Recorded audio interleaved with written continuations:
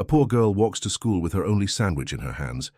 When she sees a man shivering from the cold, she says, "It's my last piece," and hands him the snack with a smile.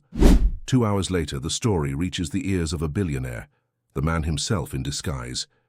What follows changes the lives of the girl, her mother, and his own forever. If this story interested you, don't forget to subscribe to our channel and tell us what city you're watching us from. We'll keep going. The autumn wind whistled through the narrow streets of South Boston, where old brick buildings stood as silent witnesses to generations of struggle and resilience. In one of these weathered structures, on the third floor of a walk-up apartment with peeling paint and creaking floors, lived 8-year-old Emma Reynolds and her mother, Jessica. Their 2-room apartment was small but meticulously kept. Faded curtains framed windows that overlooked a neighborhood caught between its working-class roots and the relentless march of gentrification. Despite the worn furniture and dated appliances, there was an undeniable warmth in this space, a feeling of home created not by possessions, but by the love between mother and daughter. Jessica Reynolds worked as a nurse at Massachusetts General Hospital, taking on double shifts and weekend hours to make ends meet. She had been raising Emma alone since her husband abandoned them 3 years ago, leaving nothing but unpaid bills and broken promises. Despite the hardship, Jessica never complained. She woke up every morning at 5 a.m. to prepare Emma's breakfast and lunch before sending her off to school, then headed straight to the hospital where she worked tirelessly caring for others. "Mom, do you think we could get ice cream today?" Emma asked one morning, her bright blue eyes hopeful as she ate the oatmeal her mother had prepared. Jessica smiled, tucking a strand of her auburn hair behind her ear. "Not today, sweetheart, but maybe this weekend if we can save a little." Emma nodded, understanding far more about financial constraints than any child her age should. "That's okay. I saved half my cookie from yesterday. We can share it tonight when you get home." Jessica felt her heart squeeze with a mixture of pride and sadness. Her daughter had grown up too fast, learning to sacrifice and share before she even lost her first tooth. "That sounds perfect," she said, kissing Emma's forehead. "Now finish up. You don't want to be late for school." That morning, as Emma walked the 6 blocks to Baxter Elementary, clutching her worn backpack and the carefully wrapped peanut butter sandwich her mother had made, she noticed something unusual. On the corner of Harrison Avenue, slumped against the brick wall of an abandoned storefront, sat a man she hadn't seen before. He wore layers of mismatched, dirty clothes. His grey beard was unkempt, and his weathered hands trembled slightly in the crisp October air. But what caught Emma's attention were his eyes, a striking blue that somehow maintained their brilliance despite the weariness etched into his face. There was something alive in those eyes, something that made Emma slow her steps. Most children had been taught to avoid strangers, especially those who appeared homeless. But Emma had been raised differently. Jessica had always emphasized that everyone deserved dignity and respect, regardless of their circumstances. "People don't choose to struggle," she would say. "Sometimes life just deals a difficult hand." Emma approached cautiously, clutching her lunch bag. The man looked up, seemingly surprised that anyone would acknowledge his existence. "Good morning," Emma said, her voice small but steady. "Are you hungry?" The man seemed taken aback. "I'm all right, little one. You should get to school." Emma noticed how he rubbed his hands together for warmth. Without hesitation, she opened her lunch bag and held out her sandwich. "Here, my mom made it this morning. It's peanut butter, the chunky kind." "I can't take your lunch," he protested. "It's okay. We get free lunch at school on Tuesdays," Emma lied, knowing she would go hungry until dinner. "Please take it. My mom says sharing is important." After a moment of hesitation, the man accepted the sandwich with trembling hands. "Thank you," he said, his voice cracking slightly. "What's your name?" Emma Reynolds." "Thank you, Emma Reynolds. You're a very kind soul." Emma smiled brightly. "Have a good day," she said before continuing her walk to school, unaware that the man's eyes followed her until she turned the corner. What Emma couldn't know was that the disheveled man was actually William Thorne, founder of Thorne Innovations and one of the wealthiest men in Massachusetts. For the past month, William had been living undercover in various neighborhoods across Boston, disguised as a homeless person. It was part of a social experiment he had conceived after a profound personal tragedy, one that had left him questioning everything about his life and the real impact of his wealth. 2 years ago, William had lost his only daughter, Sophie, to a rare form of leukemia that had been diagnosed too late. 6 months later, his wife, Eleanor, consumed by grief, had taken her own life. These devastating losses had forced William to re-evaluate everything. He had stepped back from his company, established a foundation in Sophie's name, but still felt hollow inside. The experiment was his attempt to understand how people treated those they considered invisible, and perhaps to find some meaning in a life that had lost its purpose. As William unwrapped the sandwich, he was struck by the simplicity of Emma's kindness. In 3 weeks of his experiment, she was the first person who had offered him food without being prompted. Most people walked by, averting their eyes or clutching their belongings closer.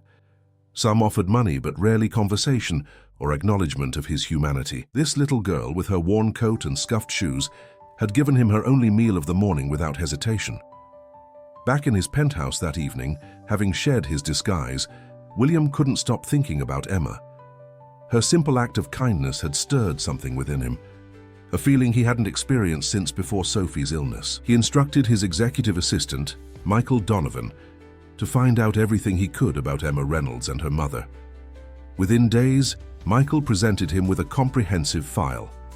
Jessica Reynolds, 34, single mother, registered nurse working double shifts at Mass General. Excellent performance reviews, but constantly overlooked for promotions, struggling with medical debt after Emma's hospitalization for pneumonia last winter. Their apartment building was slated for redevelopment, putting their housing at risk. Emma, meanwhile, was described by teachers as bright and compassionate, but often tired in class.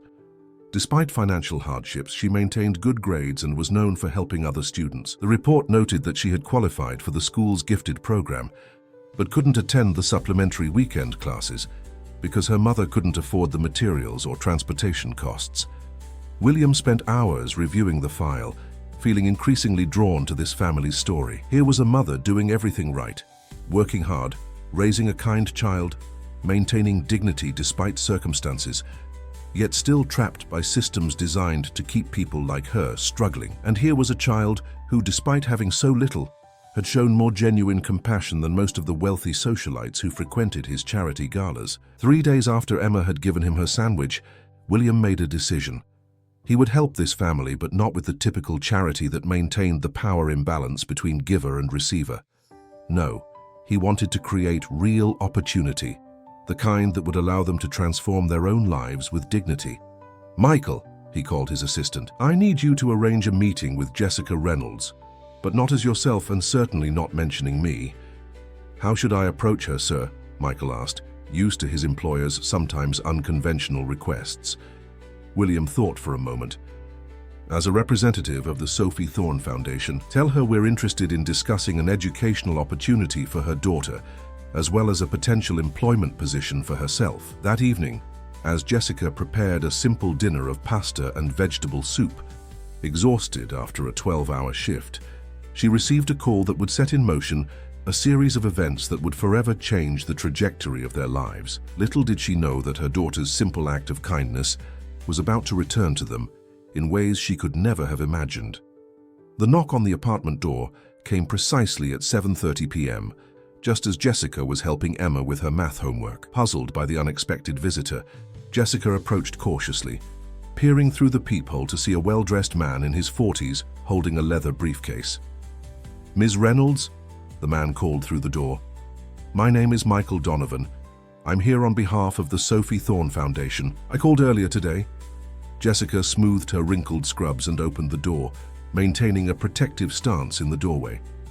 "Yes, I remember, though I'm still not clear on what this is about." Michael offered a polished smile. "I understand your caution. May I come in? I have a proposal that concerns both you and your daughter." Jessica hesitated, then stepped aside. Their small living room, with its mismatched furniture and carefully mended curtains, seemed even smaller with the presence of this polished stranger. Emma watched curiously from the kitchen table, her homework momentarily forgotten. "This is my daughter, Emma," Jessica said, motioning for Emma to join them. "Emma, this is Mr. Donovan. He works for a foundation."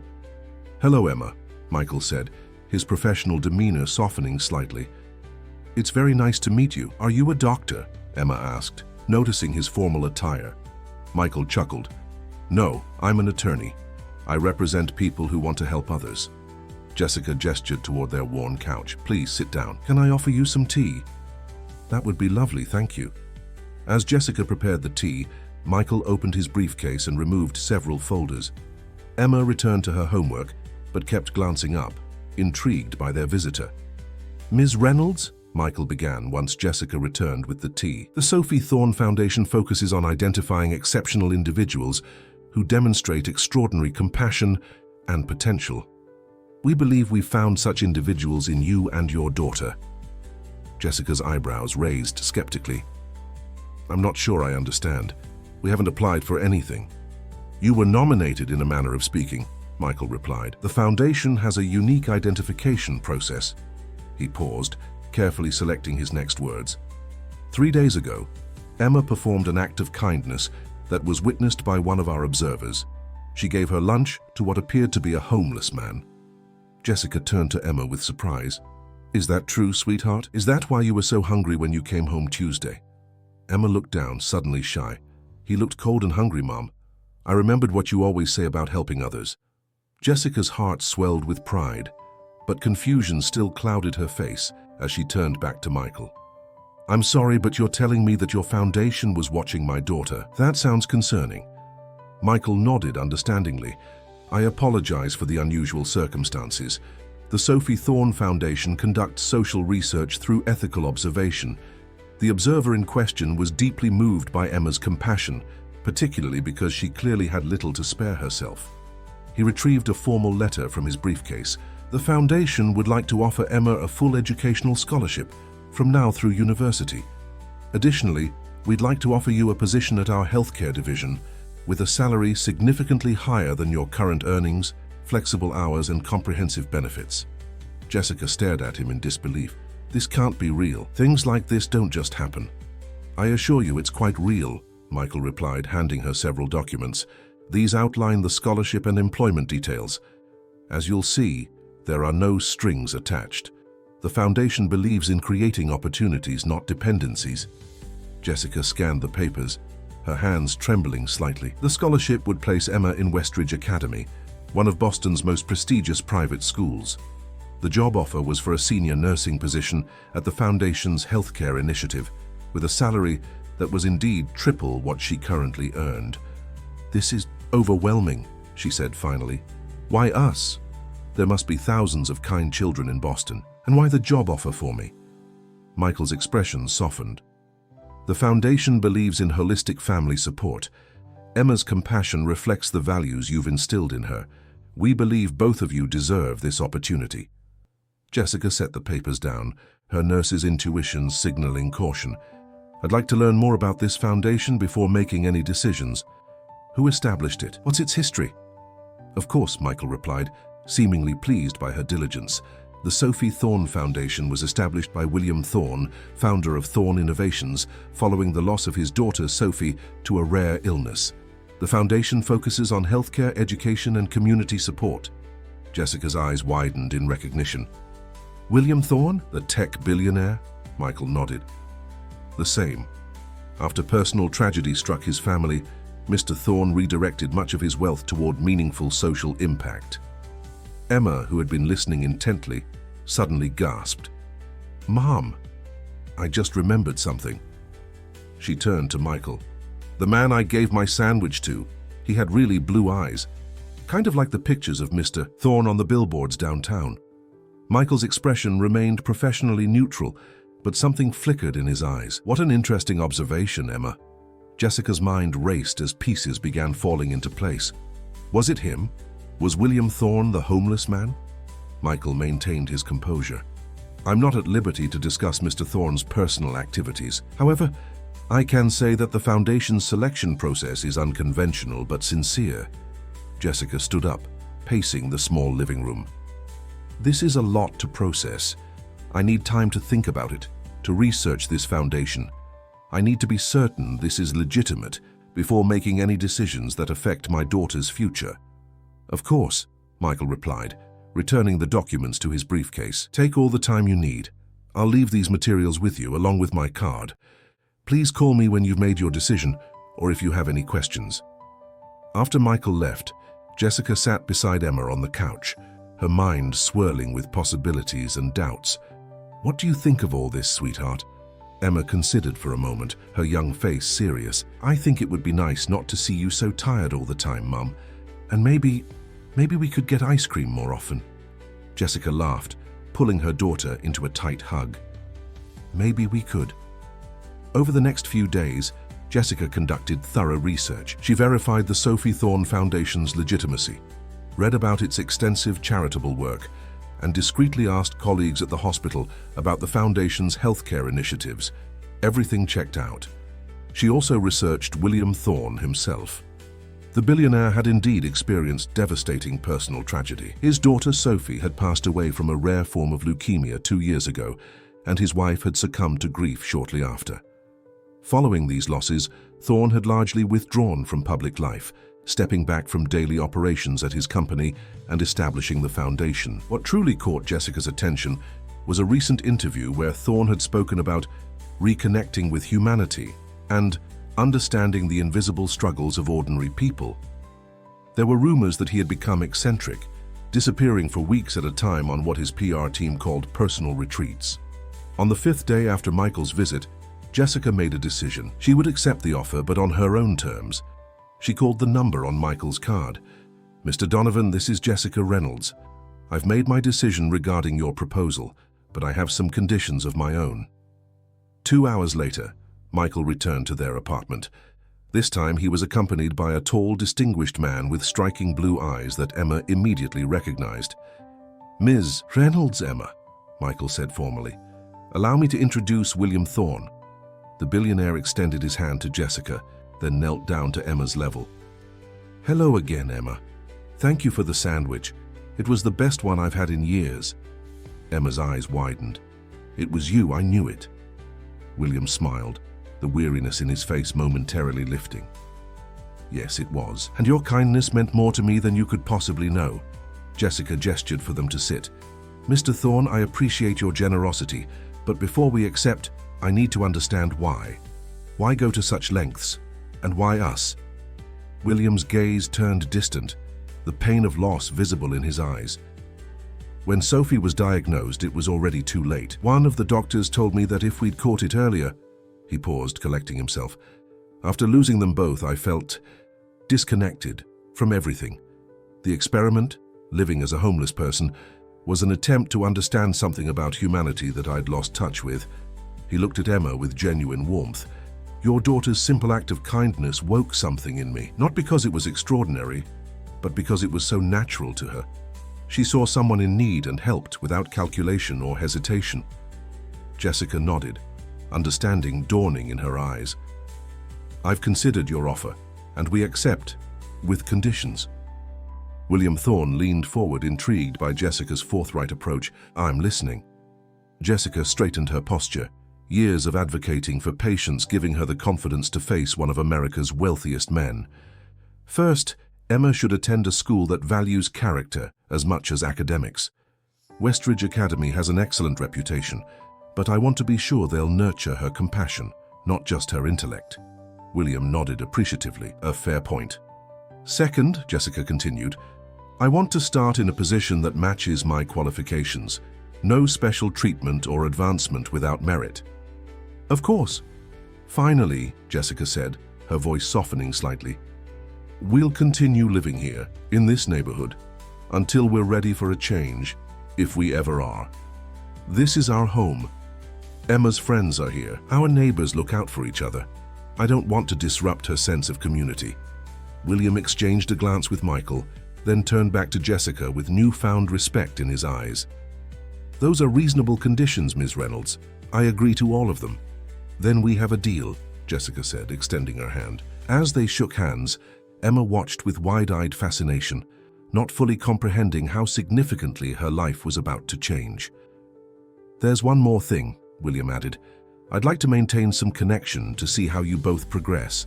Perhaps a monthly dinner. Nothing intrusive." Jessica hesitated, then nodded. That would be acceptable. After finalizing details with Michael, the two men prepared to leave. At the door, Emma tugged gently on William's expensive coat. "Mr. Thorne, next time, I'll make you a sandwich with honey instead of peanut butter. It's even better." William's carefully maintained composure cracked, revealing a glimpse of genuine emotion. "I'd like that very much, Emma."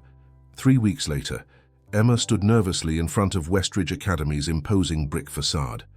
The historic building, with its ivy-covered walls and arched windows, looked more like a castle than a school to her 8-year-old eyes. "It's so big," she whispered, clutching Jessica's hand tightly. Jessica knelt down, straightening Emma's new uniform, a pleated navy skirt, white blouse and cardigan emblazoned with the school's crest. "Remember what we talked about?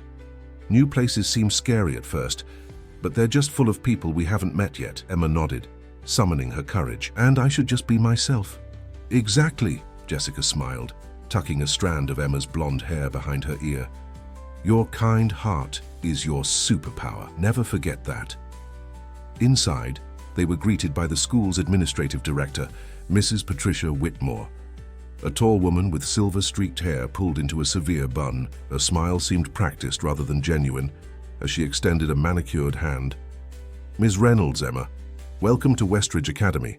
We're delighted to have you join our diverse community." Something in her tone made Jessica straighten imperceptibly. As Mrs. Whitmore led them through marble-floored hallways adorned with oil paintings of distinguished alumni, Jessica noticed the curious glances from parents dropping off children in luxury vehicles, their designer clothing marking them as members of Boston's elite. "The Sophie Thorne Scholarship is quite prestigious," Mrs. Whitmore remarked, her voice carrying just enough to be overheard by passing parents. "We've never had a recipient from South Boston before." Jessica squeezed Emma's hand reassuringly, recognizing the subtle attempt to establish their outsider status. "We're honored by the opportunity.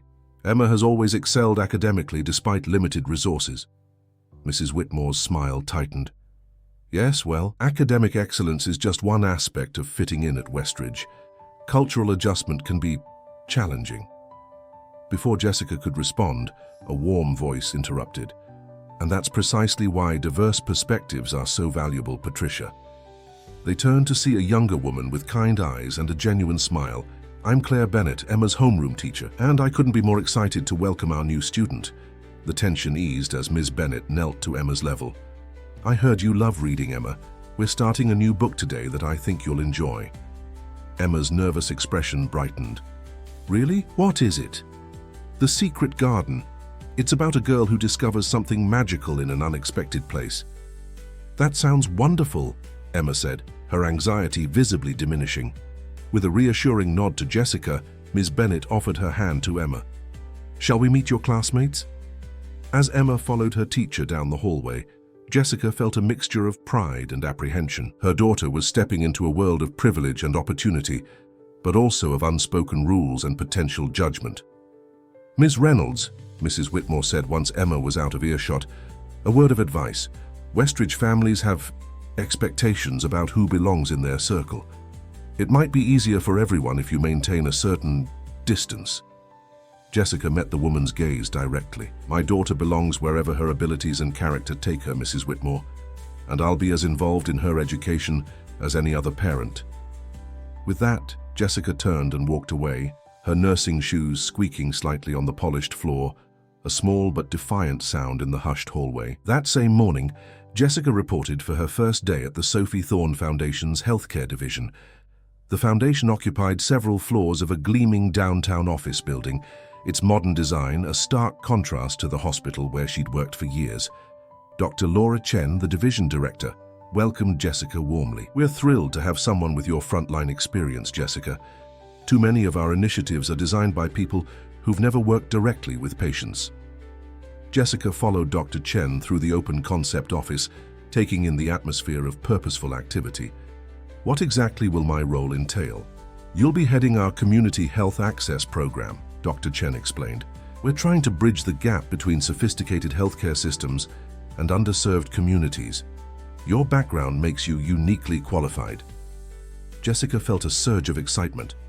This was work that aligned perfectly with her values, addressing the very inequalities she'd witnessed throughout her nursing career. "I'd like to start by understanding our current initiatives," Jessica said, already thinking of improvements based on her experiences. Dr. Chen smiled approvingly.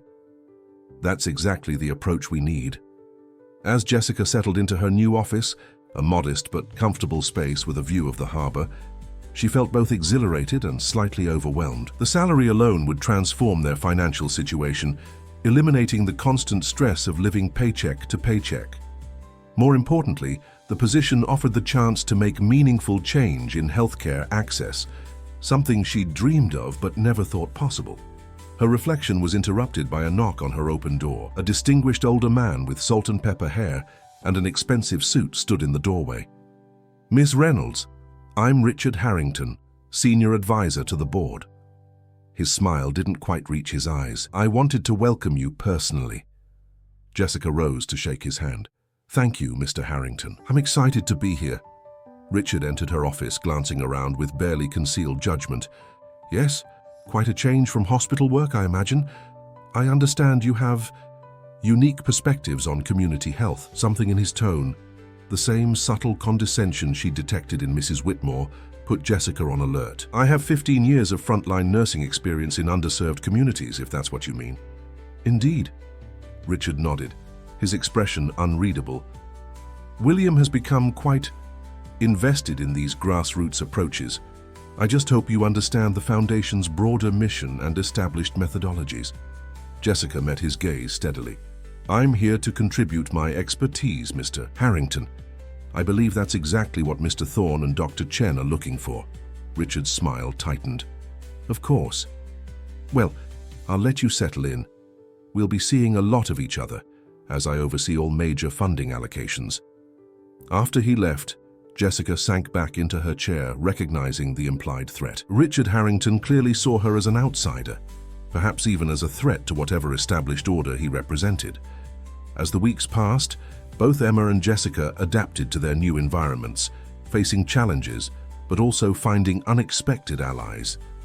Emma's natural intelligence and empathy helped her academically, though the social landscape proved more difficult to navigate. The children at Westridge came from privileged backgrounds vastly different from her own, and many regarded her with curiosity or indifference.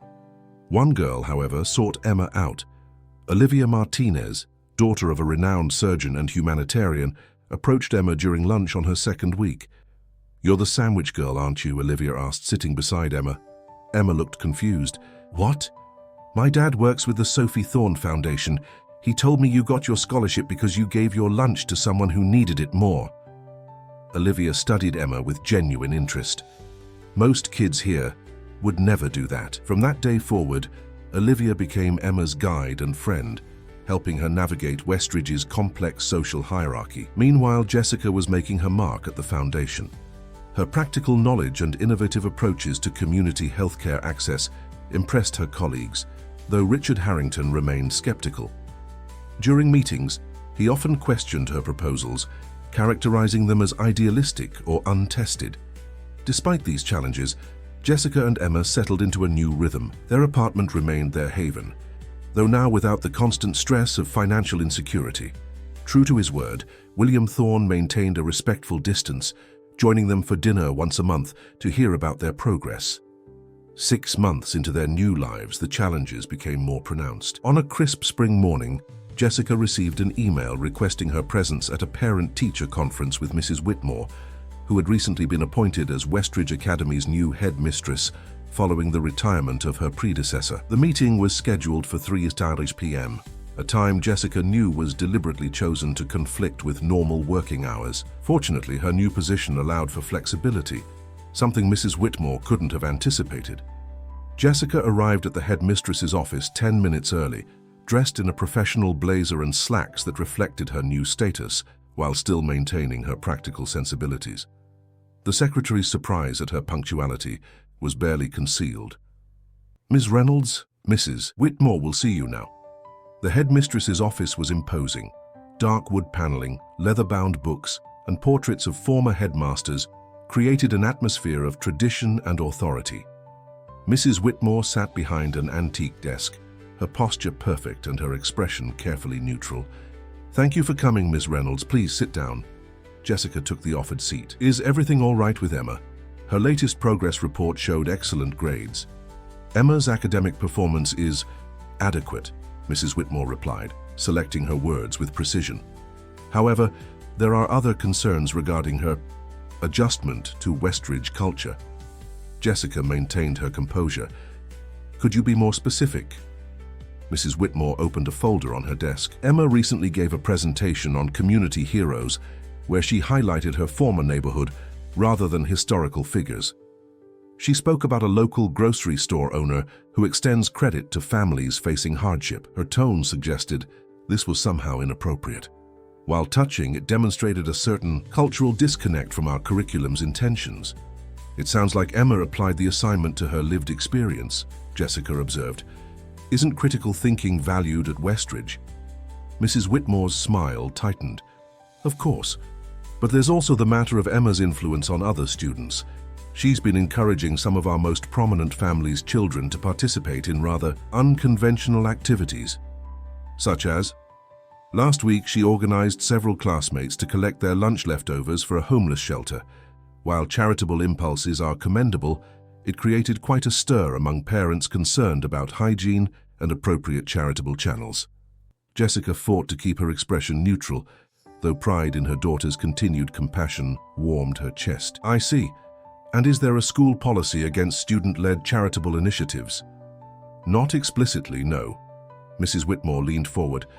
Ms. Reynolds, I'll be direct.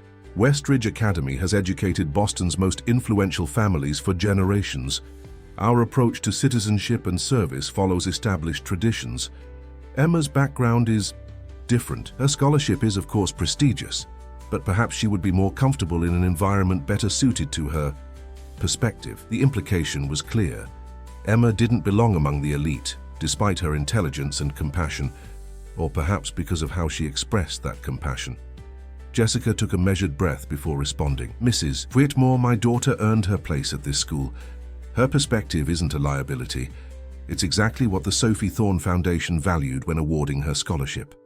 She paused, choosing her next words carefully.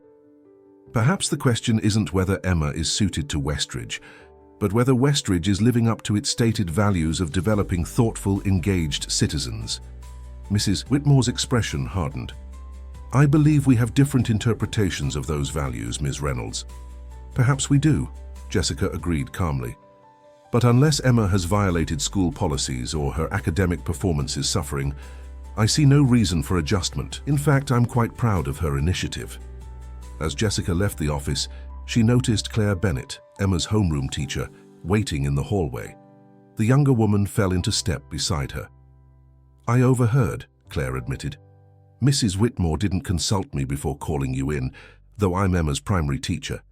Jessica slowed her pace. What's your perspective on all this? Claire glanced around to ensure they weren't overheard. Emma is a wonderful student, bright, engaged, and genuinely kind, but Westridge has unwritten rules. Mrs. Whitmore represents old Boston money and traditional power structures. Students like Emma challenge that simply by being here. So what should we do? Keep going, Claire said firmly. Emma has allies among the faculty. Mrs. Whitmore is influential, but she's not the entire school. And frankly, some of our most thoughtful families appreciate the perspective Emma brings. Jessica smiled gratefully. Thank you for telling me this.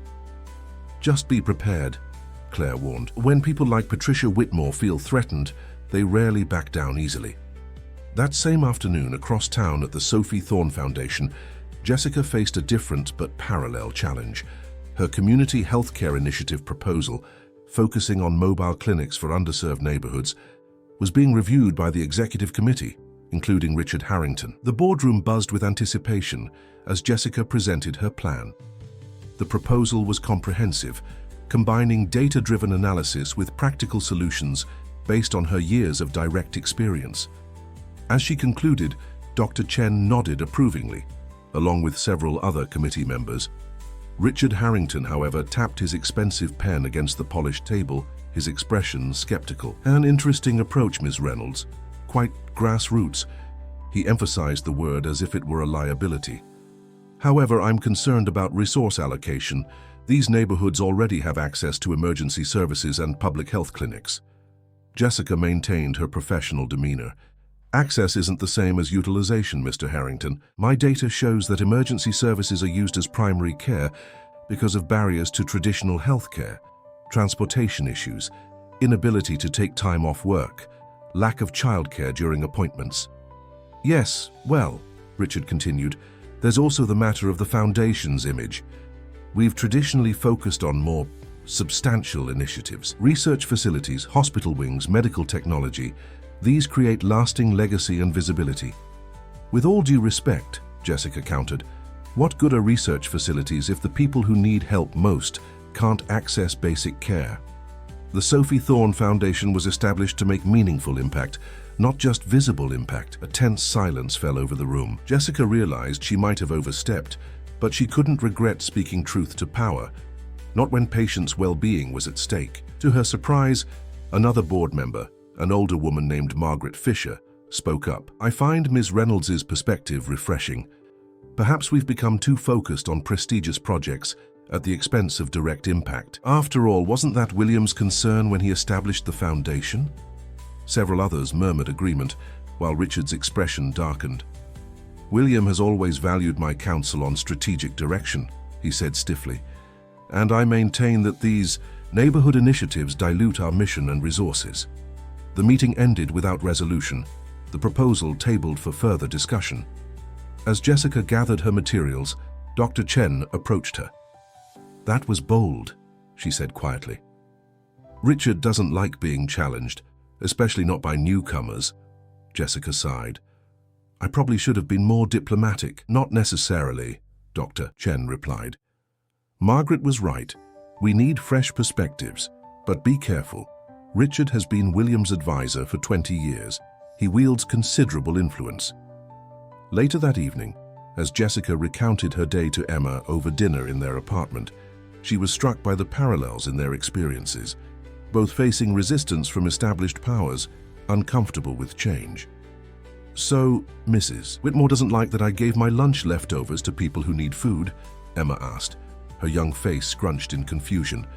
It's more complicated than that, sweetheart, Jessica explained gently. Some people believe charity should only happen in certain ways, usually ways that don't disrupt their comfort or challenge how they see the world. Emma considered this, twirling spaghetti on her fork. That's silly. If someone's hungry, you give them food. That's what you always taught me. Jessica smiled. And you're right. Sometimes the simplest answers are the truest. Their conversation was interrupted by a knock at the door. Jessica opened it to find William Thorne standing in the hallway, looking somewhat out of place in his casual yet obviously expensive attire. I hope I'm not intruding, he said. I was in the neighborhood and thought I'd check in. Our scheduled dinner isn't until next week, but he hesitated, uncharacteristically uncertain.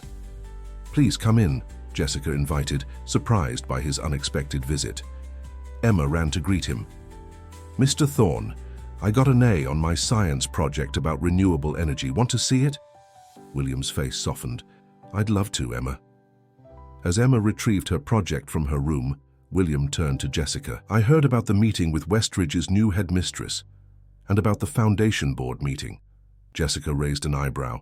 You have good sources. I try to stay informed, he acknowledged, particularly when it concerns people I respect.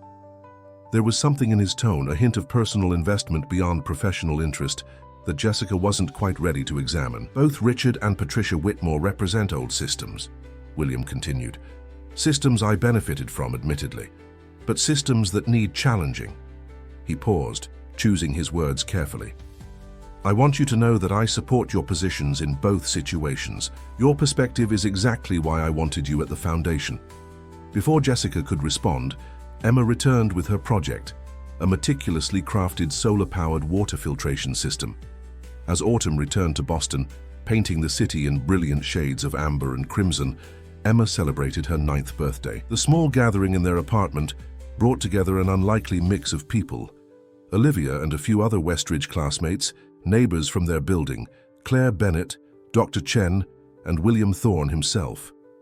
William arrived last, looking somewhat hesitant as he navigated the modest hallway leading to their apartment. In his hands was a wrapped package that appeared deceptively simple for a gift from a billionaire. Happy birthday, Emma, he said warmly as she greeted him at the door. This is for you. Emma carefully unwrapped the package to reveal a leather-bound journal with her initials embossed in gold and a fountain pen. It's beautiful, she breathed, running her fingers over the soft leather. My daughter Sophie used to keep journals, William explained, his voice softening. She said writing helped her see the world more clearly. I thought you might enjoy it too. Emma hugged him impulsively. Thank you. I'll write in it every day. Jessica watched this exchange from across the room, noting the genuine connection that had formed between William and Emma over the past months. What had begun as an act of philanthropy had evolved into something more personal, a relationship based on mutual respect and genuine affection. The party continued with cake, games, and laughter that filled their small apartment with warmth. Jessica noticed how seamlessly William interacted with everyone, his billions in wealth seemingly forgotten as he joined in a spirited round of charades with the children.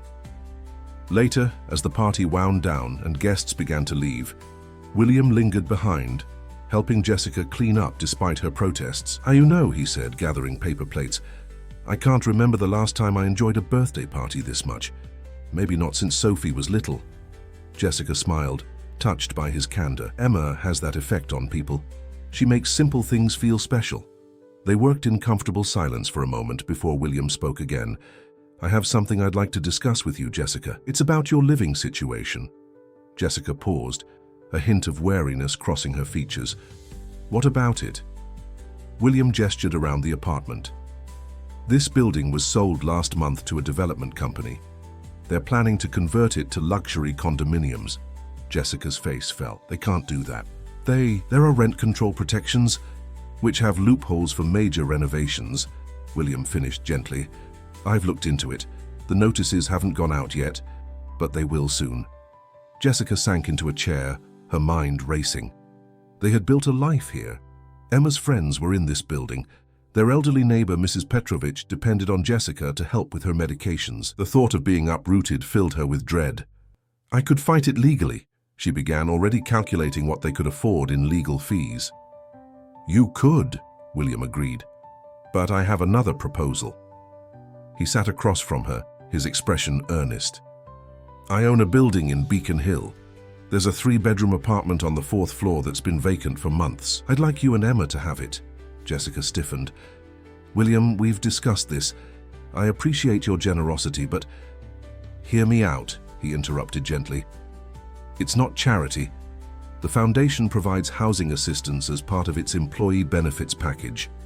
The apartment would be partially subsidized, with you paying a reasonable rent based on market value minus the benefit. It's the same arrangement several other foundation employees have. Jessica studied his face, looking for signs of deception or pity, but finding only sincerity. Still, the thought of moving to Beacon Hill, one of Boston's most exclusive neighborhoods, made her uncomfortable. It felt like another step away from the life she'd built independently, another surrender to William's world. It's a beautiful apartment, William continued, close to both Westridge and the foundation. The building has families with children Emma's age, and most importantly, it's secure. No developers can force you out. I need to think about it, Jessica said finally. This is Emma's home, the only stable home she's known. Moving to Beacon Hill would change things. William nodded, understanding in his eyes. Of course, take all the time you need. After William left, Jessica stood at her apartment window, looking out at the familiar neighborhood that had been her anchor through years of struggle. The thought of leaving filled her with conflicting emotions. On one hand, a beautiful apartment in a safe neighborhood would benefit Emma enormously. On the other hand, accepting felt like surrendering another piece of their independence, another step toward a life defined by William's generosity rather than her own efforts. 2 weeks later, the eviction notices arrived. The developers were giving tenants 60 days to vacate, with minimal relocation assistance. The building erupted in panic and outrage. Mrs. Petrovich wept, wondering where she would go. The Rodriguez family downstairs, with their 4 children, spoke fearfully of moving to a dangerous neighborhood where rent was affordable. That evening, Jessica sat with Emma at their kitchen table, explaining the situation as gently as possible. So we have to leave our home? Emma asked, her voice small. Yes, sweetheart. But we'll find another place, somewhere nice. Emma nodded, processing this information with the resilience of childhood. What about Mrs. Petrovich? And the Rodriguez kids? Where will they go? Jessica sighed, her heart heavy with the same question. I don't know, they're looking for new apartments, but it's hard to find affordable places in safe neighborhoods. Emma was quiet for a long moment, then looked up with determination in her young eyes. Mr. Thorne could help them too. His building must have more than one apartment. The simple logic of a child, Jessica thought. So clear, so uncomplicated by adult notions of pride and independence. That night, after Emma had gone to bed, Jessica made her decision. She called William. "About your offer," she said when he answered. "I have a counter-proposal." The next morning, William arrived at their apartment accompanied by Michael Donovan. They sat at the kitchen table with Jessica, reviewing the documents she had prepared overnight. "Let me make sure I understand," William said, studying her proposal. "You'll accept the apartment in Beacon Hill, paying the subsidized rent as we discussed?" "Yes," Jessica confirmed, "but with additional conditions." William nodded. "You want me to offer apartments in the same building to Mrs. Petrovich and the Rodriguez family, also at subsidized rates. And 3 other families from this building who are vulnerable and have nowhere to go," Jessica added. "Mrs. Petrovich needs a first-floor apartment due to her arthritis. The Rodriguez children should stay together in their current school district. The Chen family needs at least 3 bedrooms for their multi-generational household." William exchanged glances with Michael, who raised an eyebrow at the detailed demands. "Furthermore," Jessica continued, "I want to establish a formal housing security program through the foundation, identifying vulnerable tenants in gentrifying neighborhoods and providing transitional support, legal advocacy, and when necessary, subsidized housing options." William leaned back, studying Jessica with new appreciation. "You've thought this through." "I have," Jessica replied steadily. "This isn't just about Emma and me. It's about using privilege to create systemic change, not just individual charity." A slow smile spread across William's face. "This is exactly why I wanted you at the foundation, Jessica. You see beyond the immediate solution to the broader problem." "Is that a yes?" "It's a yes," William confirmed, "with one amendment."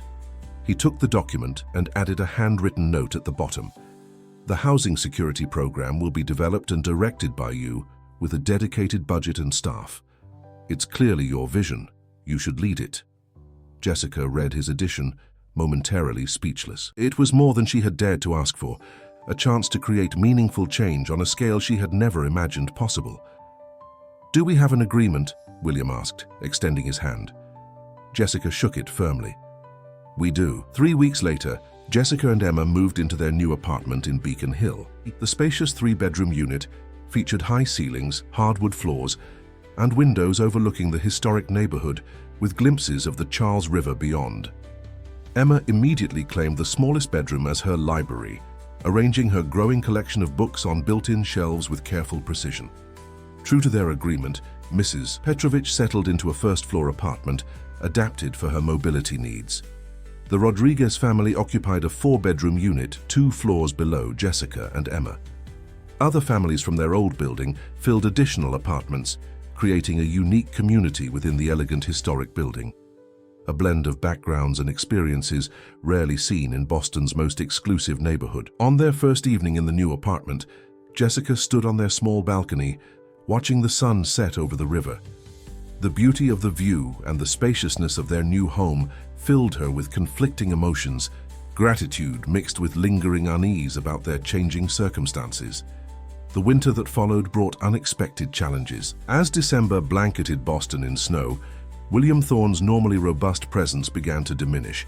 He missed their monthly dinner, sending Michael with apologies and explanations about international business commitments. At foundation events, he appeared briefly, looking paler and more fatigued than usual before departing early. Jessica noticed the change but hesitated to inquire directly. Their relationship, while friendly, still maintained certain boundaries, lines neither had explicitly acknowledged but both instinctively respected. It was Emma who finally voiced concern during breakfast on a snowy Sunday morning. "Mom, do you think Mr. Thorne is sick?" she asked, stirring her oatmeal thoughtfully. "He looked really tired at the holiday party, and his hands were shaking when he gave me my present." Jessica paused, realizing Emma's observational skills had once again surpassed expectations. "I noticed that too, sweetheart, but it might just be stress from work." Emma shook her head with the certainty of childhood. No, it's something else. Remember how Mrs. Petrovich looked before she went to the hospital last year? He has that same look. The comparison sent a chill through Jessica. As a nurse, she recognized the validity of Emma's observation. William had indeed displayed several concerning symptoms at recent encounters: subtle tremors, increased pallor, noticeable weight loss, and a persistent cough he tried to disguise. Maybe we should check on him, Emma suggested. He's always checking on us. Jessica considered her daughter's suggestion. Their relationship with William had evolved significantly over the past year. What had begun as a benefactor-recipient dynamic had grown into something more complex, a genuine friendship built on mutual respect and shared values. Still, she hesitated to overstep. Her deliberation was interrupted by a call from Michael Donovan. "Jessica, I'm sorry to bother you on a Sunday," Michael began, his typically composed voice strained. "It's about William. He's been hospitalized." Jessica's nursing instincts immediately kicked in. "What happened? Which hospital?" "Massachusetts General. He collapsed during a board meeting yesterday. Exhaustion primarily, complicated by pneumonia. The doctors are concerned about his immune response. Apparently he's been working around the clock for months, barely sleeping or eating properly." "Is he accepting visitors?" Jessica asked, already mentally cataloging what she knew about pneumonia treatment protocols. Michael hesitated. "Technically, no. He's restricted visits to immediate family only, which effectively means no one given his situation. But," another pause, "he did ask about Emma this morning. I think he'd make an exception for you both." 2 hours later, Jessica and Emma stood outside William's private room at Mass General. Through the partially open door, Jessica could see him propped up in bed, oxygen cannula in place, EV lines running to both arms, looking far more vulnerable than she had ever seen the powerful billionaire. Emma clutched a small gift bag and the journal William had given her for her birthday, now filled with daily entries. "Can we go in?" she whispered. Jessica nodded, knocking softly on the doorframe. William turned, surprise and something like embarrassment crossing his features, before being replaced by genuine pleasure. "This is an unexpected bright spot in an otherwise dreary day," he said, his voice hoarser than usual. Emma approached the bed cautiously, taking in the medical equipment with the experienced eye of a child who had spent time in hospitals. "We brought you something," she said, offering the gift bag. William opened it to find a container of homemade chicken soup, a paperback mystery novel, and a small handmade card decorated with Emma's careful artwork. "The soup is my mum's special recipe," Emma explained seriously. "She says it's scientifically proven to help people feel better, and the book is for when you get bored. Hospitals are really boring. I know because I had to stay in one when I had pneumonia too." William smiled, visibly touched. "Thank you, Emma. This is exactly what I needed." Jessica observed their interaction, noting William's labored breathing and the way he winced slightly when he moved. Her professional assessment was concerning. He looked worse than someone with simple pneumonia and exhaustion should.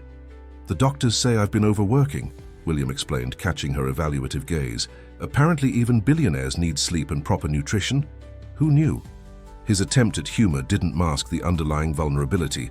For the first time, Jessica saw beyond the powerful businessman to the human being beneath, a man who had lost his family, who had buried himself in work perhaps to avoid confronting that loss, and who now faced illness alone. "When was the last time someone took care of you, William?"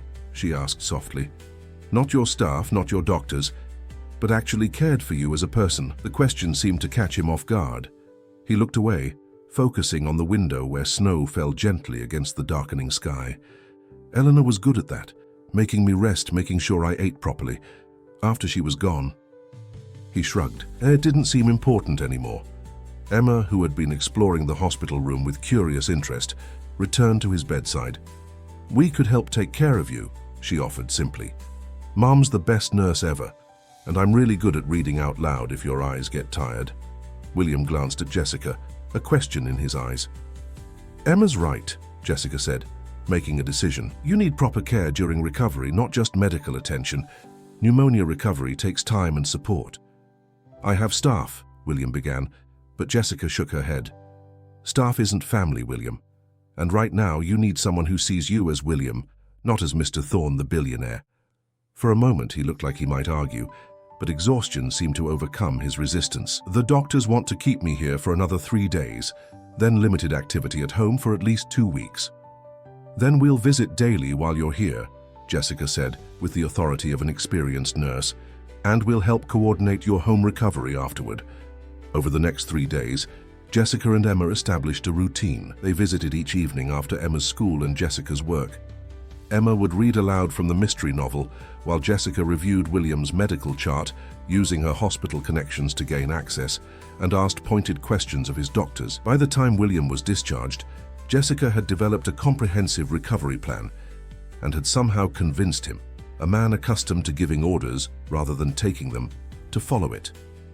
William's penthouse occupied the top 2 floors of a historic building overlooking the public garden. Despite its grandeur and obvious luxury, Jessica was struck by how impersonal it felt, more like an upscale hotel suite than a home. Art that had clearly been selected by a decorator hung on walls. Furniture appeared barely used. The kitchen gleamed with high-end appliances that showed no signs of actual cooking. "When was the last time you used this kitchen?" Jessica asked as she unpacked groceries she had brought. William, settled on a sofa with a lap blanket Emma had insisted on arranging, looked thoughtful. "I'm not sure I ever have. There's a chef who comes in when I'm entertaining." Jessica shook her head, setting a pot on the stove for soup. "That explains a lot about your immune system. Proper nutrition isn't just about expensive ingredients, it's about consistent, balanced meals." As days passed, a new routine emerged. Jessica would come by each morning before work to check William's temperature and breathing, prepare breakfast, and set out medications. Emma would visit after school, bringing homework to do at William's dining table, while regaling him with stories about her day at Westridge. In the evenings, Jessica would return with dinner, often joined by Emma, creating a semblance of family meals in the formerly silent penthouse. Gradually, William's health improved. Color returned to his face. The cough subsided. His energy began to return. But something else was happening simultaneously. The austere penthouse was slowly transforming. Emma's books and art supplies accumulated in a corner of the living room. The refrigerator door acquired colorful magnets and drawings. The formal dining table became a workspace covered with Emma's school projects and Jessica's foundation proposals. One evening, 3 weeks into his recovery, William watched as Emma and Jessica prepared dinner together in his kitchen, their easy conversation and laughter filling the space with warmth he had forgotten could exist in his home. "You've both completely disrupted my life, you know," he said when Emma brought him a cup of tea. Emma grinned, unperturbed by his observation. "Yep, but you're getting better, aren't you?" "It's not just that," William replied, his voice softening. "This place, it hasn't felt alive since..." He trailed off, but Emma understood. "Since Sophie and your wife were here," she finished gently. "Mom says it's okay to talk about people you've lost. It keeps their memory alive." William nodded, unexpectedly moved by her simple wisdom. "Sophie would have been about your age now," he said quietly. "She loved to read too." Emma sat beside him, comfortable in the silence that followed. "I write about you in my journal," she said finally. "About how you pretended to be homeless to see if people were kind, and how I gave you my sandwich and how now we're friends. It's like a fairy tale, except real." William smiled at her characterization. "Not many fairy tales include pneumonia and board meetings. The best stories have unexpected parts," Emma replied, with the certainty of a budding literary critic. From the kitchen, Jessica observed their interaction, noting the easy rapport between them. William had become more than a benefactor to Emma. He was a friend, a confidant, perhaps even a father figure. The realization brought complex emotions. On one hand, she was grateful for the positive male presence in Emma's life. On the other, she worried about the growing emotional attachment for both Emma and herself. Spring arrived in Boston with an explosion of cherry blossoms and renewal. William had fully recovered, returning to his role at Thorne Innovations and the Foundation with renewed energy and purpose. The experience of illness, and more significantly, of being cared for by Jessica and Emma, had profoundly affected him. On a bright April afternoon, William stood nervously in the lobby of the newly completed Sophie Thorne Pediatric Care Center. The state-of-the-art facility represented the largest single investment the Foundation had made, a comprehensive medical center dedicated to early diagnosis and treatment of childhood diseases, with a special focus on the rare form of leukemia that had taken Sophie. The center had been William's vision for years, but its final form had been shaped significantly by Jessica's input. What had originally been conceived as a research-focused institution had evolved to include community outreach programs, family support services, and a sliding-scale payment system that ensured no child would be turned away for financial reasons. "Are you ready for this?" Michael asked, checking his watch. The ribbon-cutting ceremony was scheduled to begin in 20 minutes. William adjusted his tie, uncharacteristically anxious. "Is everything prepared for Emma's part?" "Just as you requested," Michael confirmed. "Though I'm still surprised you asked a 12-year-old to speak at such a significant event." "Not just any 12-year-old," William corrected. "Emma Reynolds, and trust me, she's more than capable." The ceremony brought together Boston's elite: politicians, business leaders, medical professionals, and major donors. Mrs. Whitmore was present, representing Westridge Academy, which had reluctantly embraced its connection to the foundation after Emma's academic achievements had brought positive attention to the school. Richard Harrington stood among the board members, his expression carefully neutral, despite his earlier opposition to many aspects of the center's community focus. Jessica watched from the side of the stage as Mayor Thompson delivered opening remarks, followed by the Chief of Pediatrics from Mass General. Her heart swelled with pride when William took the podium, speaking with genuine passion about the center's mission. "Today represents not just the fulfillment of a promise," William said, his voice strong and clear, "but the beginning of a new approach to pediatric care. This center bears my daughter Sophie's name, and it is dedicated to her memory. But its spirit, its heart, was inspired by another remarkable young person." He paused, looking toward the side of the stage where Emma waited, poised in a simple blue dress, her journal clutched in her hands. 4 years ago, a little girl offered her sandwich to a stranger on the street. That simple act of kindness, from someone who had so little to spare, changed everything. Today I'd like to introduce you to that young lady, who will help us dedicate the Sophie and Emma Thorne Pediatric Care Center. A murmur of surprise rippled through the audience at the unexpected addition to the center's name. Jessica gasped softly, her eyes meeting William's across the distance. He hadn't mentioned this detail during any of the planning meetings. Emma walked onto the stage with quiet confidence, her posture straight, her expression serious but not nervous. At 12, she had grown taller, her features maturing, but her eyes still held the same compassion and directness that had first caught William's attention. "Good afternoon," she began, her voice clear despite the impressive audience. "My name is Emma Reynolds, and 4 years ago I gave a peanut butter sandwich to a man I thought was homeless. That man turned out to be Mr. William Thorne." She paused, allowing a ripple of gentle laughter to pass through the audience. "I didn't know who he was. I just saw someone who looked hungry and cold. My mom always taught me that when you see someone in need, you help if you can. It doesn't matter if you have a little or a lot. What matters is that you share what you have." Emma opened her journal, turning to a marked page. "I've been writing about this journey in my journal, about how one small act can grow into something bigger than you ever imagined, about how connections between people, real connections based on caring and respect, can change lives." She looked up, her gaze sweeping the audience. "This center isn't just about advanced medical equipment or research, though those things are important.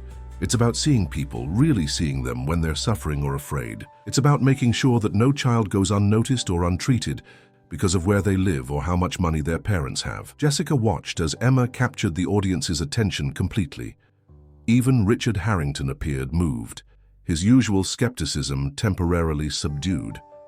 "Mr. Thorne has taught me that wealth comes with responsibility," Emma continued. "My mom has taught me that caring for others is the most important work anyone can do.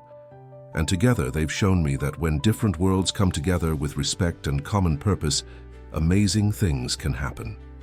She gestured to the building behind her. "This center is proof of that. It's not just a building, it's a promise that every child deserves to be seen, heard, and cared for. A promise that kindness matters. A promise that we can build a world where no one feels invisible." As Emma concluded her speech, the audience rose in a standing ovation. William joined her on stage, placing a gentle hand on her shoulder, his expression a mixture of pride and profound emotion. Jessica made her way to the stage as William and Emma cut the ceremonial ribbon together. As cameras flashed and applause continued, the three of them stood side by side, an unlikely family formed through extraordinary circumstances. The reception that followed brought congratulations from Boston's elite, many of whom had initially regarded Jessica and Emma with skepticism or condescension. Richard Harrington approached Jessica with a grudging smile. "It seems I underestimated your vision," he admitted. "The community programs have garnered more positive press and donor interest than our traditional approaches." "It's not about the approach being new or traditional," Jessica replied. "It's about whether it actually serves the people who need it most." Richard nodded thoughtfully. "William has changed since meeting you and Emma. For the better, I think." Before Jessica could respond, Mrs. Whitmore approached, her expression carefully pleasant. "Ms. Reynolds, Emma was quite impressive today. Her poise and articulation reflect well on Westridge." "They reflect well on Emma," Jessica corrected gently. "She was extraordinary long before Westridge." Mrs. Whitmore's smile tightened slightly, but she nodded. "Indeed, we're fortunate to have her among our student body." As the reception continued, William found a moment to speak privately with Jessica in a quiet corner of the lobby. "You didn't tell me you were adding Emma's name to the center," Jessica said, still processing the surprise. William looked slightly abashed. "I wanted it to be a meaningful moment for everyone. The truth is, this center would never have become what it is without Emma's influence, and yours. Sophie's memory was the catalyst, but your perspectives shaped it into something truly transformative." Jessica studied his face, noting the peace that had replaced the haunted look he had carried when they first met. "For you've changed, William. For the better, I hope." "Definitely for the better," she confirmed with a smile. He hesitated, then reached for her hand. "Jessica, there's something I've been wanting to discuss with you. These past 4 years, getting to know you and Emma, seeing the world through your eyes, it's been the most meaningful experience of my life since losing my family. Mom, Mr. Thorne?" Emma's voice interrupted as she hurried over. "The mayor wants to take photos with us in front of the main entrance." William squeezed Jessica's hand gently before releasing it. "We'll continue this conversation later," he promised. Later that evening, as sunset painted the Boston skyline in gold and crimson, William hosted a small private dinner in his penthouse, now a much warmer, lived-in space, thanks to Emma and Jessica's influence during his recovery. Only a select few were invited. Jessica and Emma, of course. Dr. Chen Claire Bennett, who had become Emma's mentor at Westridge, Mrs. Petrovich and the Rodriguez family from their apartment building, and Michael Donovan, whose initial skepticism about William's interest in the Reynolds family had evolved into genuine respect. As they gathered around the dining table, no longer formal and imposing, but now bearing the marks of many shared meals and conversations, William raised his glass in a toast. "To connections," he said simply, "to seeing each other, to sandwiches shared with strangers." Emma beamed while Jessica felt tears prickle behind her eyes at the genuine emotion in his voice. After dinner, as others mingled in the living room, William led Jessica onto the terrace overlooking the city lights. The spring air was mild, carrying the scent of new beginnings. "What I was trying to say earlier," William began, his usual confidence tempered with vulnerability, "is that you and Emma have given me something I thought I'd lost forever, a sense of family, of belonging, of purpose beyond success." Jessica nodded, understanding. "You've given us extraordinary opportunities, William, but more importantly, you've given Emma a role model who shows that wealth and power can be used for genuine good." "And what have I given you, Jessica?" he asked softly. She considered the question carefully. "A partner," she answered finally. "Someone who listens, who respects my perspective, who values the same things I do. Someone who sees me, really sees me, not just as Emma's mother or a foundation employee, but as myself." William's expression softened. "I'd like to be more than a partner in philanthropy, Jessica. If you're open to that possibility." Jessica looked out at the city, thinking of the extraordinary journey that had brought them to this moment. From a chance encounter on a cold street to standing together at the center's opening, their lives had become increasingly intertwined, not through William's wealth or power, but through shared values and genuine connection. "I think," she said carefully, turning back to meet his gaze, "that we've been heading in that direction for some time now." From the doorway, Emma watched them with a satisfied smile. In her journal later that night, she would write, "Today, the center opened. It has my name on it, which feels strange but also right somehow. But the best part wasn't the ceremony or the speeches. It was watching Mom and William on the terrace, talking quietly together. They looked like they belonged together, like pieces of a puzzle finally finding their match. 5 years had passed since a little girl offered her sandwich to a disguised billionaire. In that time, lives had been transformed, systems had been challenged, and genuine connections had been formed across divides of wealth and privilege. The Sophie and Emma Thorne Pediatric Care Center stood as a physical manifestation of that transformation, a place where compassion and excellence worked hand in hand, where no child would feel invisible, where kindness was recognized as the most powerful form of wealth. And it had all begun with the simplest of gestures, a child seeing someone in need and responding with spontaneous, unaffected generosity. The ripples from that single act continued to spread outward, touching countless lives, proving that sometimes the smallest actions carry the greatest power to change the world. The most important things, Emma wrote in her journal that night, aren't things at all. They're moments when we truly see each other, when we share what we have, even if it's just a sandwich, when we remember that everyone has value, everyone deserves kindness. Mr. Thorne taught me that wealth can build hospitals and fund research. Mom taught me that care and compassion heal what medicine can't reach. Together, they've shown me that when different worlds connect with respect and love, amazing things happen. And that's a story worth telling, again and again.